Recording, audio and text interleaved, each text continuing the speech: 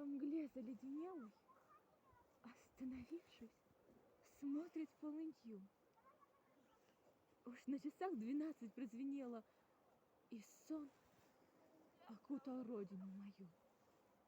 Звезда полей в минуты потрясений я вспоминал, как тихо за холмом она горит над золотом осенним, она горит над зимним серебром.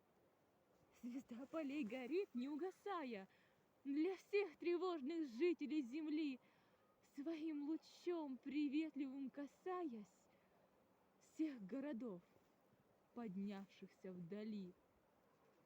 Но только здесь, во мгле заледенелой, она восходит ярче и полней.